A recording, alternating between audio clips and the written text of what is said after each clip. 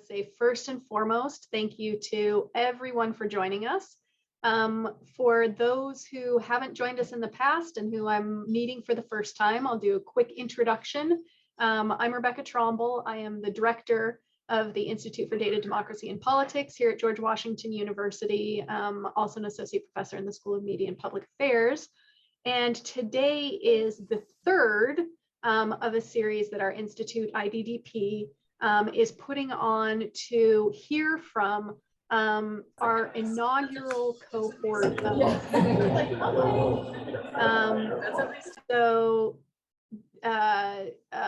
we've heard from two of the other fellows in previous, and Joe is going to round things out for us today with a really exciting study that she's been conducting. And so let me just say a few words now about Joe and her work, and then I will turn things over to you, Joe, directly. So Dr. Josephine, or Joe Lukito, is an assistant professor at the University of Texas at Austin School of Journalism and Media. She studies cross-platform media language in the global political communication context, focusing especially on interactions between news and different social media platforms. Joe specializes in natural language processing and quantitative language analysis methods to study language over time. And today she's going to be speaking with us about her IDDP-supported project, which she's titled Understanding Social Movements as Targets of State-Sponsored Digital Disinformation. And rather than going too much into the abstract, I think, Joe, I'm just going to let you roll with your presentation. Joe has let me know that the plan is to present for roughly 45 minutes, and then we'll open the floor up to questions. So take it away. Thanks so much. I'm going to just share my screen really quick. Can folks see this? Thumbs up. Great. Okay, so I'm thrilled to be talking today about my IDDP supported project, Understanding Social Movements as Targets of State-Sponsored Digital Disinformation. And I'm a second-year assistant professor over at UT Austin, and this project in particular was really exciting because this was the first opportunity for me to really work with graduate students at UT Austin. I've been working with students who want to learn computational methods, particularly disinformation and social media data collection. And so this was a really great opportunity for me to work with 4 other graduate students here at UT Austin.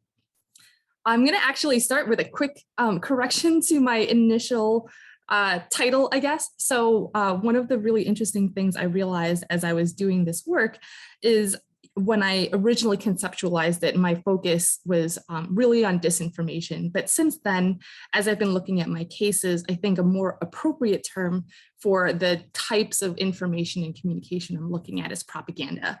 Let me talk a little bit about why. So propaganda and disinformation are typically seen as in a kind of similar boat or category, but they're somewhat distinct from one another.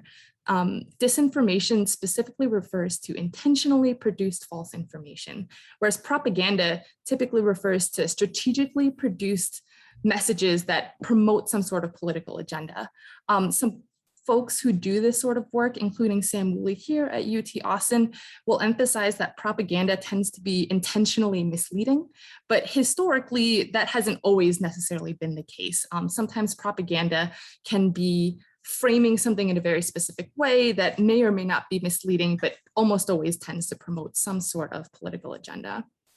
And the reason why these two things tend to be studied together is because there's a big overlap between propaganda and disinformation, particularly when you are a state actor, a country or a government. And part of that is because propaganda includes both perceived kind of legitimate forms of propaganda, things like public diplomacy, as well as more secretive forms of propaganda, where the country is not disclosing that the country is providing that information. And in that latter category, sometimes that's considered disinformation. The Russian Internet Research Agency is a really good example of something that is both state-sponsored propaganda as well as a form of disinformation. When we talk about propaganda that comes specifically from a state government, a key factor for me when I do this research is the role of power. Because for me, studying not just state actors, but actors across the media ecology, one key thing that really comes across is that states and governments continue to have the most power, both coercively, physically, as well as communicatively, when you're talking about both real world, quote unquote, or news media and digital ecosystems. And so for me, I'm always thinking a lot about the role that power plays, especially when states are engaging in both communicative actions as well as physical actions. Historically, when folks study propaganda that comes from state governments, they tend to categorize state propaganda as falling into three broad categories. A lot of times when we think of state propaganda, it's in relation to, historically speaking, it's in relation to conflicts and wars. So that's one really important thing to keep in mind. I wanted to provide just two really quick historical examples. These are both propaganda posters, one from the Cold War and one from World War II. One really quick thing that you'll notice is that both are obviously in relations to war as well as conflict. And one thing that I'll emphasize a lot over the course of this presentation is that relationship, again, between propaganda and communication produced by a state and the conflict that a state engages in.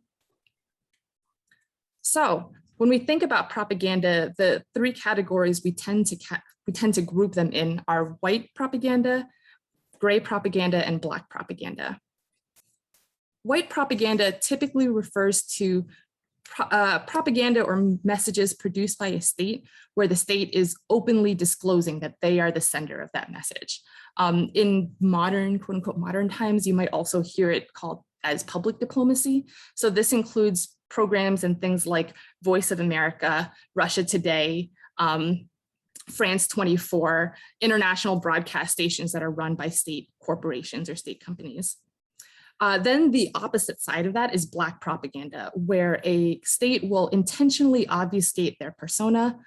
More often than not, this is considered disinformation. So the example I used previously was the Russian Internet Research Agency, and most troll farms or troll armies that countries manage are considered some form of black propaganda.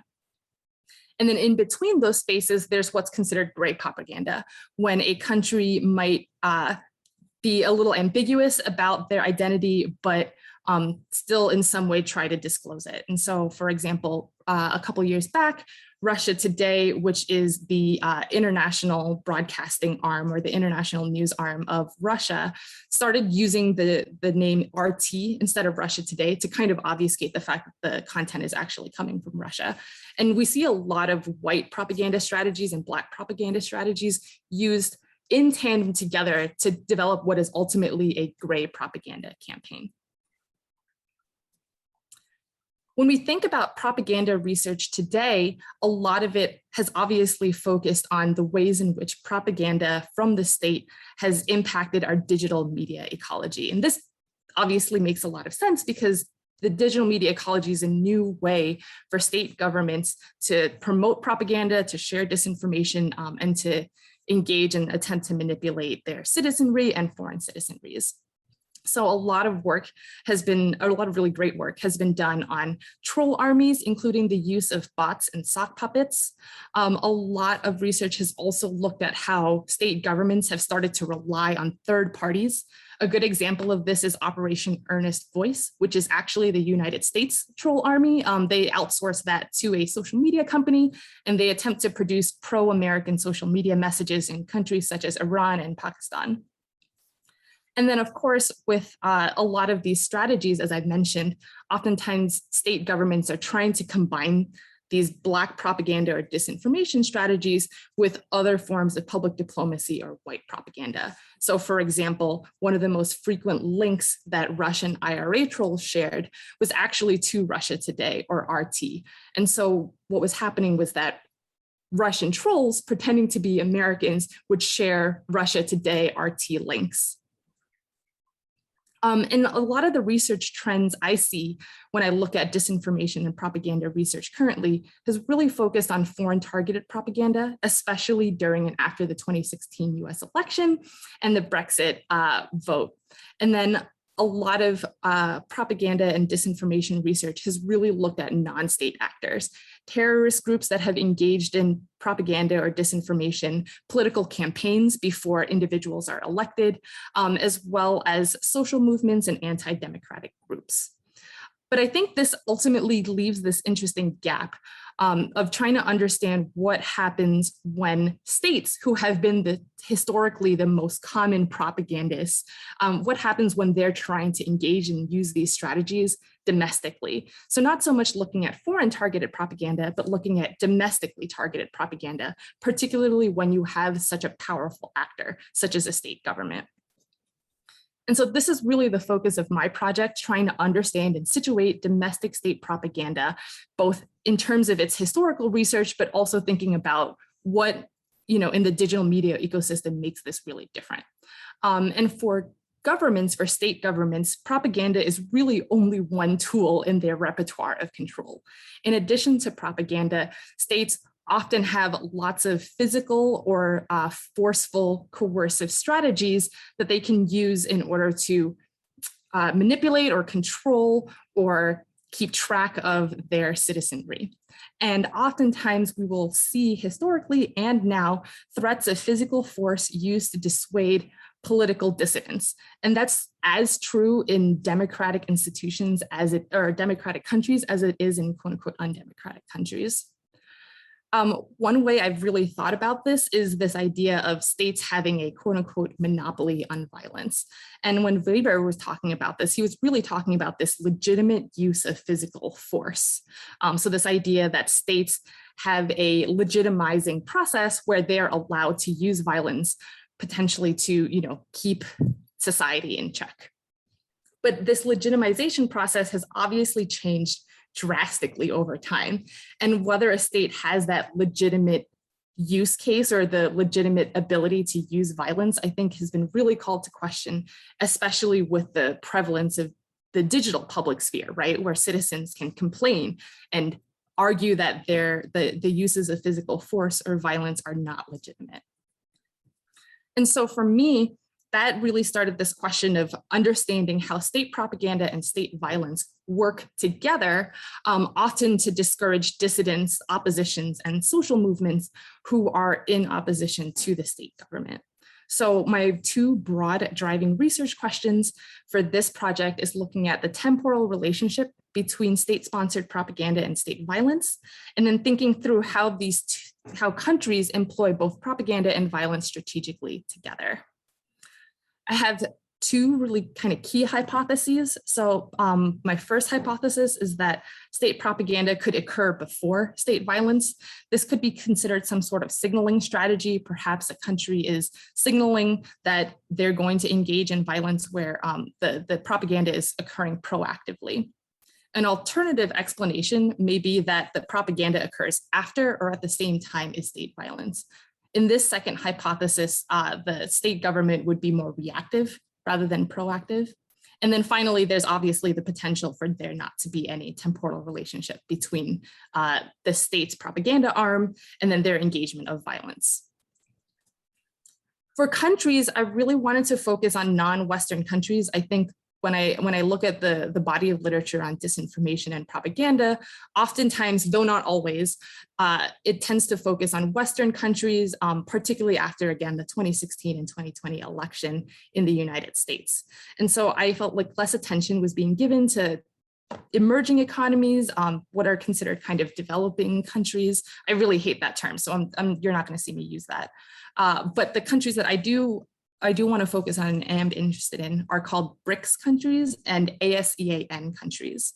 If you're not familiar with international relations work, these countries tend to be considered emerging economies. And so they're not quite considered developed economies, but they're emerging in some form.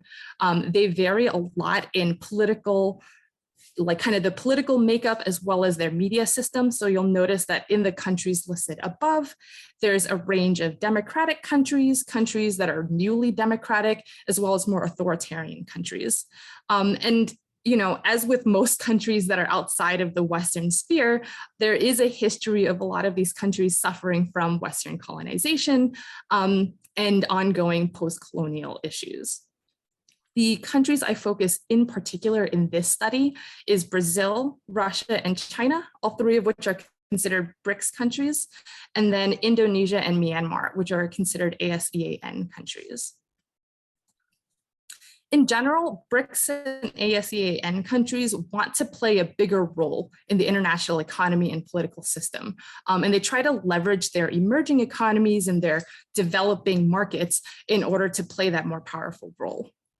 At the same time, a lot of these media ecologies really struggle with disinformation and misinformation. And some of the best work that I've seen in this space in disinformation and misinformation has really focused on disinformation campaigns, particularly emerging from Russia, India, and China as it relates to political issues. So to give you some context on the cases, there's, like I mentioned, 5 in total. Russia's campaign and Brazil's campaign are less structured in terms of social movements. They tend to be more in opposition to political leaders, whereas China, Indonesia, and Myanmar are much more concrete in terms of their social movement structure. In the case of China and Indonesia, both of these movements are attempts to leave that particular country. And so with China, I'm really focused on the Hong Kong protests that occurred in 2019 to 2020. And then in Indonesia, I'm really focused on the Free Papua movement, which is West Papua, the island's attempt to leave Indonesia and create their own country. You'll notice that these countries vary both in terms of the time frame, the source of propaganda, although they're all digital forms of propaganda, and then the type of propaganda. So we do have a range of more Black propaganda, where countries are disseminating disinformation using troll armies primarily, and then more white or gray propaganda strategies, where the identity might be obfuscated, or in the case of Myanmar, it's pretty explicit that it comes from the Myanmar military.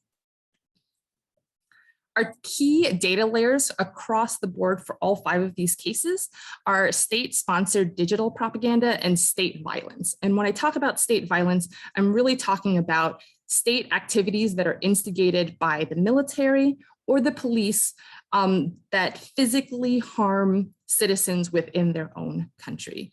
So that includes physical attacks, threats of violence or putting someone in jail, and deaths. There are a range of additional variables that I tried to consider across different cases. And so you'll see that in the case of Brazil and Myanmar, I also included news media. For the case of China, China has a pretty interesting media system there. Naturally, the media ecology is primarily state control. And so the news that I was looking at in the context of China can be considered white propaganda. I also consider social movement activities to examine whether different types of protests encourage the use of more state-sponsored propaganda or state violence. That's especially true in the case of China and Indonesia, where those protests have been a little bit more organized and well-studied. And then finally, with the case of Myanmar, I also include a social media layer focusing specifically on Facebook. Before I get to the cases specifically, I wanted to walk through a little bit of my methods, and this process of my methodology is fairly consistent across all of the cases. So obviously the first key thing that I did was collect my various media layers. And for this, again, I was focused on the propaganda data coming from digital social media platforms or websites. For the information on state violence, I relied on this data set called GDELT.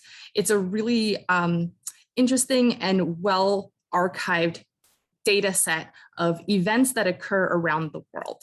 And so this data set, GDELT, has been used fairly frequently in political science and international relations, but is less familiar with communication researchers. For the additional variables, I also relied on ACLED, which archives a whole bunch of protest data. And then for news data, I collected that primarily through Media Cloud. All of this data that I discussed is open and publicly available. In one case of digital propaganda, I did have to scrape the content, but if you're interested in any of these data layers, please talk to me. I think it's really important for us to share in practices in terms of how to collect and utilize both secondary and social media data. And then finally, once I had all these data layers for each of the countries, I constructed a vector autoregression model. Briefly, I don't want to get too much into the statistics, but for those who are not familiar with vector autoregressions or VARs, they're considered a time series model. One really great reason why I like to use VARs is because they tend to be relatively atheoretical. So it allows me to test bidirectional relationships, both the relationship between propaganda to violence and the relationship from violence to propaganda. One thing that is worth noting is that vector autoregressions, the output or the results, are really partial results. They're kind of models of models. And so a lot of times scholars, myself included, will rely on additional tests such as Granger Causality Tests and impulse response functions to evaluate the actual relationship from those VAR models. Super, super important. Granger causality does not prove causality. It is not evidence of causality despite the terminology itself. And I really want to emphasize this because in my analysis, I do not make any causal claims. I'm really using Granger causality tests to look at the temporal relationship between variables, but I'm not making any causal claims about, when there's more propaganda that causes violence or anything like that.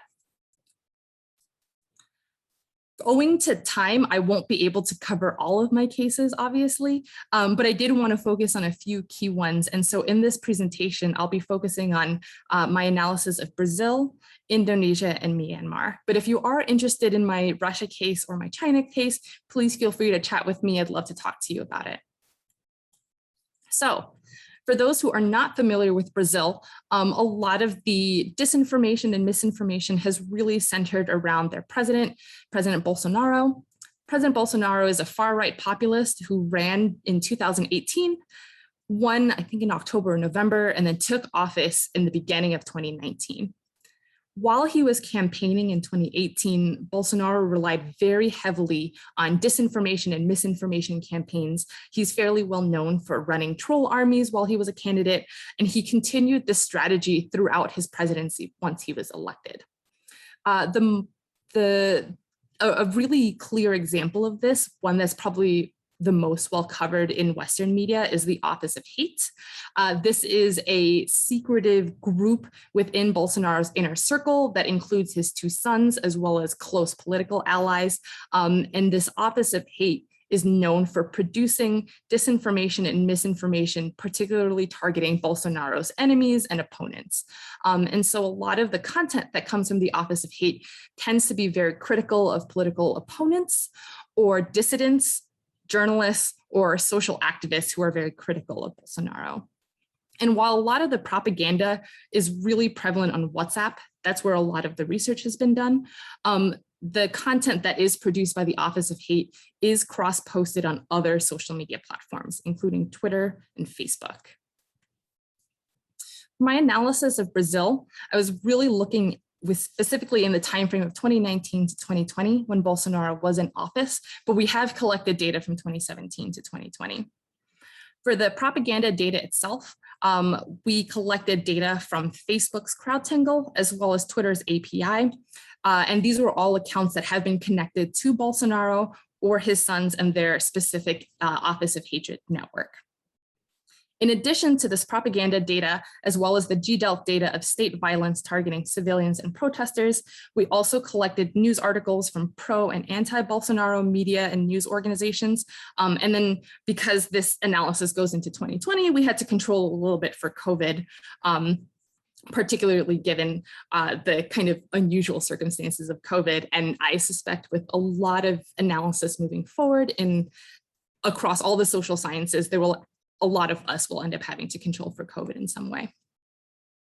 To give you a sense of what the data looks like, the figure on top is the daily count of state-sponsored violence in Brazil.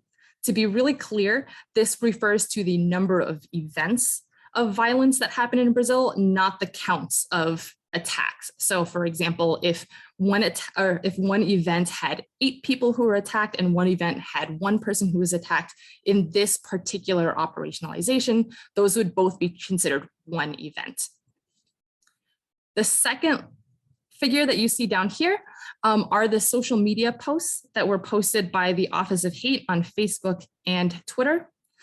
This portion here, this little red box, is the portion that we're actually analyzing. And so you'll notice this spike of activity. This was occurring right before his election. Then he was voted into office. He started in 2019, and we analyzed 2019 and 2020. This portion down here at the end is the COVID timeline.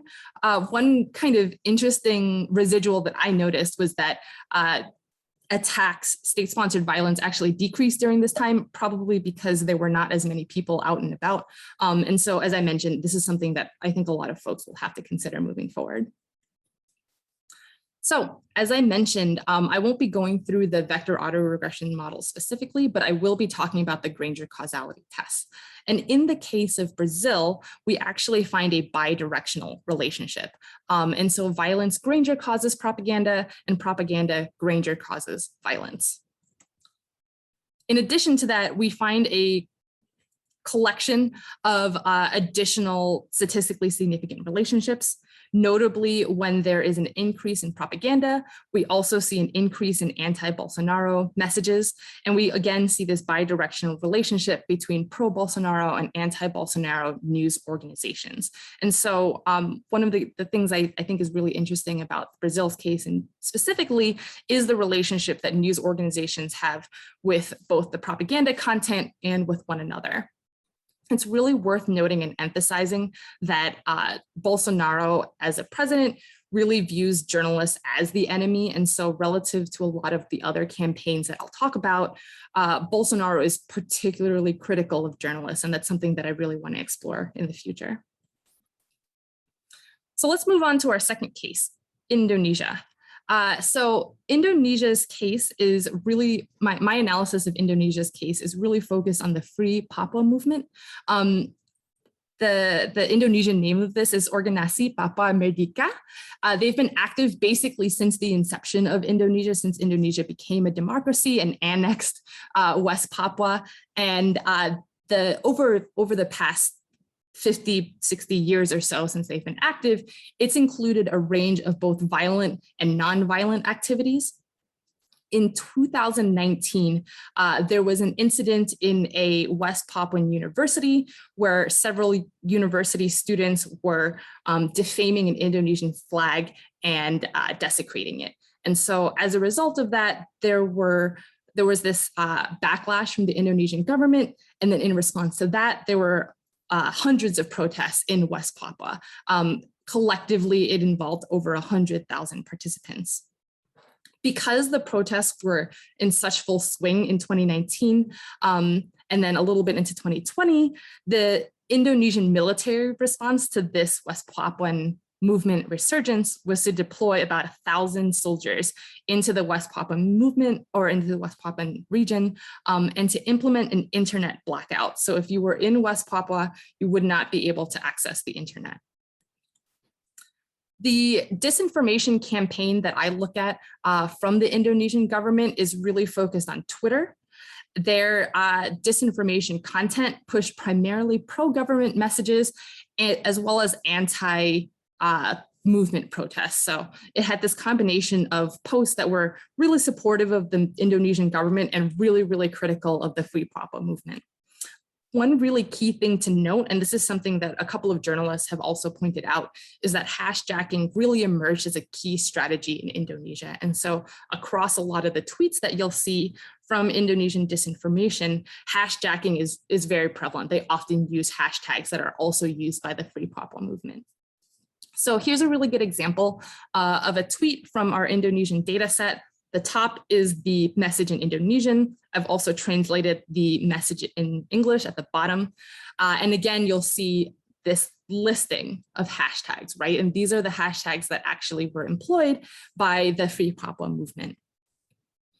Another interesting thing you'll note is this reference to foreign sources. And that's something that we see a lot in both the Indonesian campaign as well as in some of our other campaigns, this continual reference to international media or foreign sources who are covering these social movements. Here's another post from our Indonesian data set. Again, the Indonesian content is at the top, and then the English translation is at the bottom, and it says the TNI has succeeded in rescuing hundreds of residents in 2 areas of Papua, which were held hostage by an armed group from the OPM movement. For those who probably don't know, TNI refers to the Indonesian military. Tentara Nasional Indonesia literally refers to Indonesian National Army. And so if you see TNI, it's referring to the Indonesian military. If you see OPM, that's referring to the Free Papua movement. And in here, the narrative is very, very clear, right? The Indonesian military is on the right side of things. They're rescuing individuals, and the OPM, or the Free Papua movement, are the enemy, and they're armed and dangerous and engaging in kidnapping. For the vector autoregression analysis, I really focused on 2018 to 2019, when the protests were the most prevalent in Indonesia. And again, as I mentioned, the propaganda data I'm particularly focused on are disinformation tweets provided by Twitter. It's, I believe, called the Information Operations data set. In addition to these 2 data sets, I also included a list of protests. That's the ACLED data. And part of the benefit of looking at Indonesia and China in particular is that the number of protests is much more clear and easier to capture and operationalize. So for our Granger Causality Tests, I found in our main variables only 1 key relationship, and that's between propaganda to violence. And so the propaganda preceded the violence. When propaganda increased, the violence increased the day afterwards.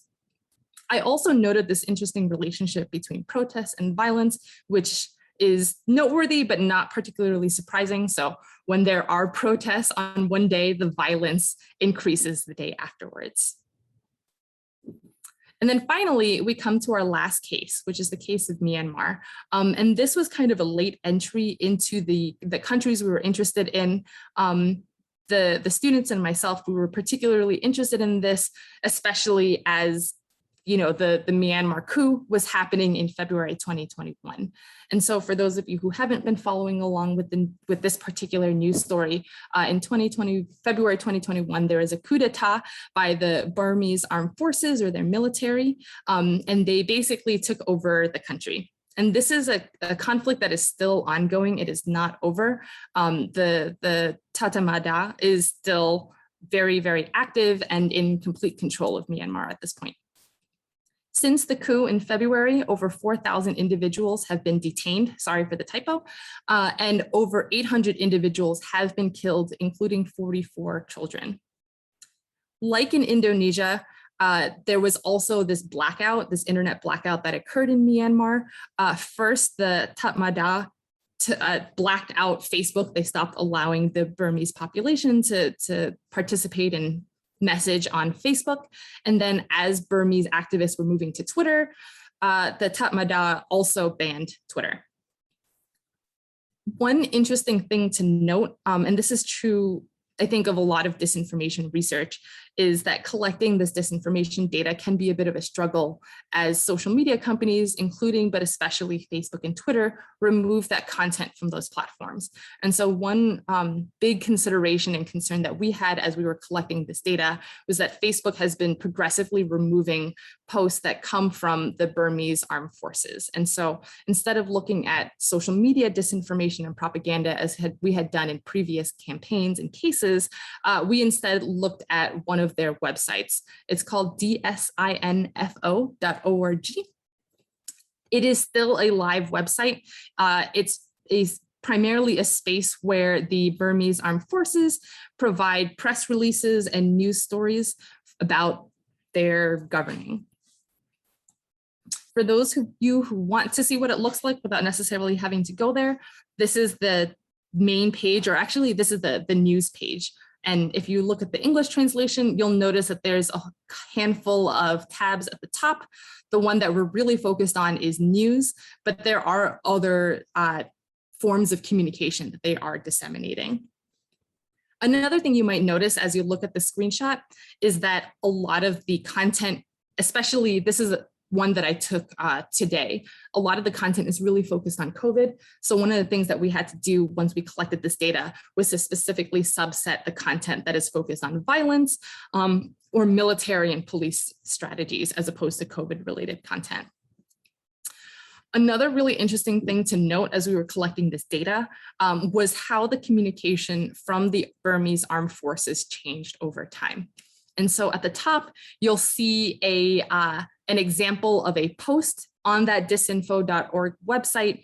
This was early on February 1st. And a lot of the posts from February to March and April of 2021 looked roughly like this. They looked much more like press releases rather than news stories. As it moved into the summer, June, July, and then moving forward, much more of the content from the Burmese military has really focused a lot more on framing the Burmese military and police as good, and then framing them as having cracked down on dissidents or corruption or violence or theft, that sort of thing. And so one really interesting thing to note is that the number of images that are used increased dramatically after June and July. And this is actually a pretty tame picture. They do actually include pictures of dead bodies and more violent imagery. And so if you do intend to study this work, I just want to mention this, proceed with caution because it can be emotionally and mentally draining to consume and understand this content. So for this particular case, we were really focused again on the coup d'etat that started in February and again is ongoing, but we stopped our analysis in July 2021. The propaganda content that we focused on was the disinfo.org website, and we scraped that content and then again subset it for the content that's specifically related to violence and violence, protests, insurgencies, that sort of thing. In addition to our propaganda data, as well as our GDELT event data, we also collected domestic news articles about the protests or about the Burmese armed forces.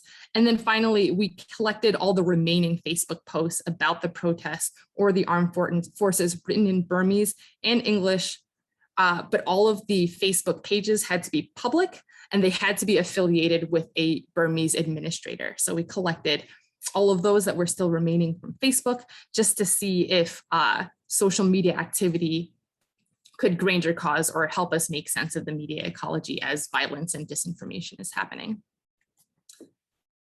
Interestingly, there was no Granger causal relationship between violence and propaganda. One potential reason for this is the significantly shorter time frame that we have. So unlike the other cases, Indonesia, China, Russia, Brazil, our time frame for Myanmar was much, much smaller. But we did find this interesting relationship between Facebook and state activity. And so we found two Granger-caused relationships. First, when there were more Facebook posts, the day after, there were more violence, more state examples of state violence. And then when there were also increases in Facebook, there was an increase in the amount of domestic news that was being produced by the media ecology within Myanmar. Okay, so here's a big summary table. As I mentioned, I focused, in my presentation on Brazil, Indonesia, and Myanmar, but I also provide the results of Russia and China. From this figure, you'll notice a couple of really interesting things. In a lot of cases, we do see a relationship between violence and propaganda. Most often than not, it's usually violence occurs first and the propaganda comes either one day or a few days after the violence. In the case of Brazil, there is that bi-directional relationship between violence and propaganda, and the inclusion of other variables allowed us to explore different ways in which propaganda or violence was interacting with other types of content. And so in the case of Brazil, we see a lot more directionality between the anti-Bolsonaro and pro-Bolsonaro content. In the case of China, we see an increase in propaganda activity after protests. In Indonesia, we see an increase in violence after protests. And then with Myanmar, we see more state violence as well as news coverage immediately after an increase in Facebook posts. So to summarize this, in most cases that I looked at, a lot of the propaganda messages were produced after the violent event.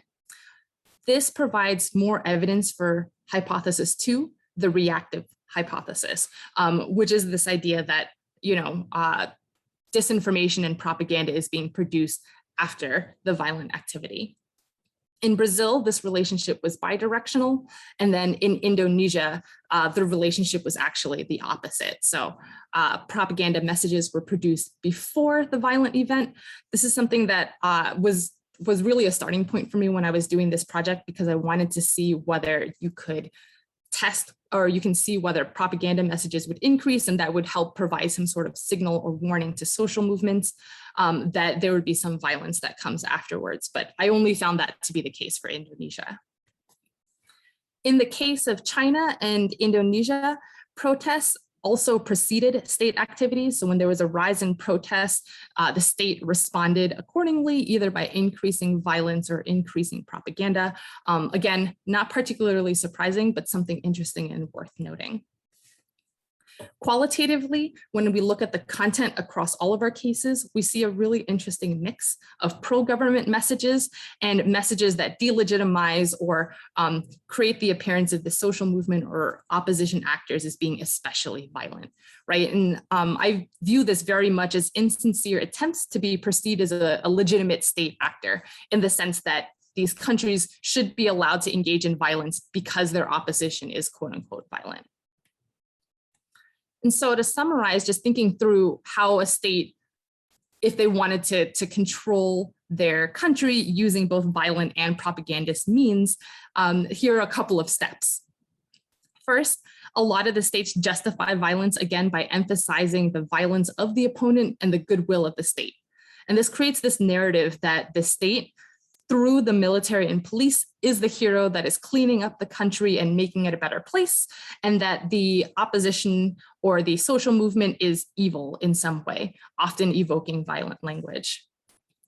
States also strategically link their violence and propaganda, either by using propaganda to justify or explain their violence, or by talking about their violence in their propaganda content specifically. And then finally, because we included these news and social media layers in some of our cases, we noticed that the states had this unsurprisingly strong attempt to control the media system, but they did so in a couple of different ways. So in the case of Brazil, the President Bolsonaro is very adamant about delegitimizing journalists, particularly journalists who are critical of his administration.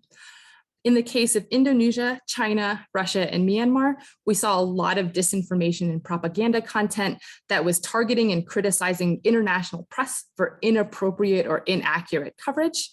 And then in the case of Indonesia and Myanmar, we see these media blackouts, right? Which make it harder for those within the country to actually report and talk about what's happening in those countries. In the case of China and Russia, there weren't media blackouts, but it's really important to note that in China and Russia, the state control over the media ecosystem is much, much stronger. And so there isn't necessarily a need for media blackouts the way there would be in a democratic country. So I think this leads to this interesting question for us as researchers about what we can do to prevent both propaganda as well as violence, both domestically and abroad. And when thinking about what quote unquote we can do, I was trying to be really, really cognizant of my role and privilege as an American researcher. I am Indonesian American, and so a lot of these topics really hit home to me. But as an American researcher, I want to be very careful about providing suggestions or talking to countries about what they should do or whether they should be more democratic. And so the recommendations that I provide are trying to be really cognizant of this. The first thing I think is super essential is to build resources to help activists safely talk to international reporters about the violence and the things that are going on within their country. And I think this requires potentially some additional training for international journalists.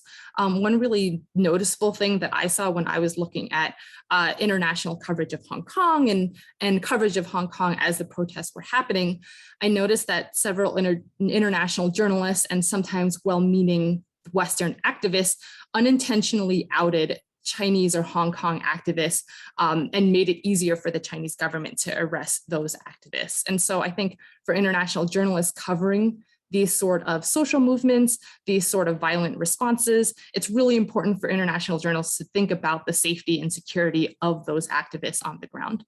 And for this sort of work, I thought very quickly of Anita Varma's work. I noticed that she was here.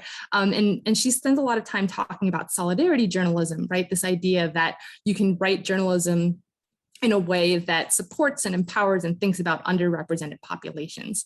And that really caused me to think about what solidarity journalism might look like for international events, especially when you have so many Western countries that are reporting on non-Western countries.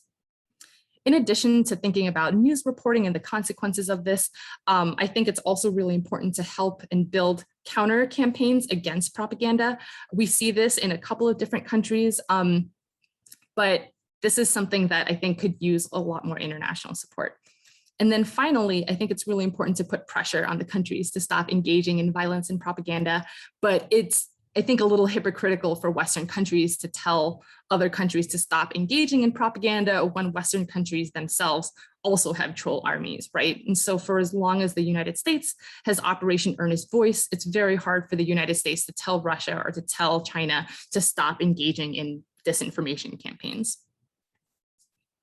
A couple of future considerations and next steps for us, especially given our qualitative analysis of the content, we really want to start doing more traditional content analysis quantitatively of the disinformation messages to separate out the pro-state versus the about the state versus about the opposition messages. I also mentioned one of the limitations to my current analysis is that the event data is really focused on the number of events and not the actual numbers of attacks on specific individuals. And so we hope to recode the data using the GDELT data that we currently have. And then in my dream world, I would love to have all five layers for each of the cases. So violence, protests, propaganda, news, and social media. And that's what we're working towards right now. Two really sore spots for me when I think about this sort of work, and if anyone has suggestions on these two components, I greatly welcome them. The first is the difficulty of collecting propaganda content specifically. And so as I mentioned in a couple of my cases, a lot of the content does eventually get removed from Facebook and Twitter. One benefit of having a lot of cross-posting is that if it gets removed from Facebook, we might be able to find it on Twitter, or if it's on WhatsApp, we might be able to find it on Facebook, but that's not always the case. And then I think for me, when I think about this trifecta of propaganda, or when I think about the ways in which states can control their domestic audiences, for me, it's a trifecta of propaganda, violence, and surveillance. And in this analysis, I really focus on propaganda and violence. Part of the reason why I don't talk as much about surveillance is because it's very, very hard to study, right? And so I would obviously love to see how, for example, one of the countries uses Israel's Pegasus tool to spy and surveil on social movements. This is a strategy that historically we've seen countries employ, this combination of surveillance, propaganda against the social movement, and then violence towards those social movement activists. But I think it's really hard to capture surveillance. And so if anyone has any suggestions, I am all ears. And with that, I'm going to open the floor for the last 10 minutes or so to questions. I really just want to spend 1 minute to just thank everyone for listening to my presentation and listen to me talk about all my cases. And if you have any recommendations, suggestions, ways in which I should think about moving this work forward, please let me know. Thanks. Thank you so much, Jo. This is really, really fascinating, interesting project. If you don't mind, I'll let you go ahead and just sort of field the questions as they come in. I think I saw one hand quickly go up and then go back down. Is there anyone who would like to ask a question first off? Brave souls out there. I accidentally raised my symbolic hand, but I think I'm gonna go and ask a question. First of all, thank you very much for your presentation. It was super, super exciting and interesting. So you mentioned you also did a bit of a qualitative analysis as well, but could you elaborate on in what part of the findings would you do more a qualitative research, or what were the things that quantitative analysis couldn't find out, or Yeah. studies? That's a great question. And so for me, whenever I do analysis of text and language in particular, I tend to take kind of a three-step approach. So I start with a qualitative analysis. I tend to use a traditional discourse analysis. In this case, it's more of a critical discourse analysis. And that is typically done qualitatively. So that's the portion of my analysis. In this project, I was really looking at the kinds of messages, the kinds of propaganda messages produced by a particular country. That's where I noticed this interesting difference, or these two kinds of posts, these pro-state posts that were talking about the state as a hero and fixing the country, and then these posts about the opposition as the enemy. And I think those two things work in tandem, but I really want to get a sense of the proportionality, like are more of the posts about the state or more of the posts about the opposition or the social movement. And so in order to understand that proportionality, I would need to do some more quantitative work. My next step after the qualitative analysis is typically to do a traditional content analysis that typically includes some sort of hand coding, matching inner coder with other researchers, and then quantitatively labeling the data. In the case of this particular analysis, I don't have too much data. And so a lot of it can be kind of fully analyzed using traditional quantitative means. In some of the cases with some of the Twitter data, it's really large. And so for those situations, I might take a sample, hand code that with a team of researchers, and then scale that up using a supervised machine learning method. And so that's typically the third step. So critical discourse analysis, traditional quantitative content analysis, and then finally supervised machine learning. Great, thank you. Thank you. Professor Varma, do you have a question? I do, but I think Sheila's hand was up before mine. Oh, I didn't see that one earlier. Not at all, Professor Varma, please. Oh. I'll keep it quick. Joe, Dr. Lukito, this was fantastic and terrifying. And it has me wondering if this could be my own paranoia, but I'm wondering if there's an even more insidious story going on here. And particularly with your lens on these countries, would be interested if it sounds plausible or if it's not quite this bad, which is it the case that these things all are sort of happening in tandem? We've got violence and propaganda and protests and propaganda and violence, or is this being orchestrated? So in the India context, I've heard some folks who are involved in activist circles argue that folks involved in the BJP may be trying to provoke more action among protests, and then that provokes conditions for more propaganda, for more state action in response, as opposed to these things sort of organically taking place. I wonder if you have any speculation on that, like how much is this an organic activity versus something that there's an additional power dynamic trying to make it all happen the way that you found it does? Yeah, this kind of accelerationist process, right? And I in my analysis, I didn't find anything empirically that suggests accelerationism, but I have heard of incidents and situations where that occurs. One way in which I tried to see if that happens is by when I looked at the content more qualitatively, I tried to see whether these governments were impersonating a lot of the activists. And that was true in the case of China. I did see some Chinese disinformation where they were impersonating Hong Kong protesters to make them appear more aggressive or violent than they actually were.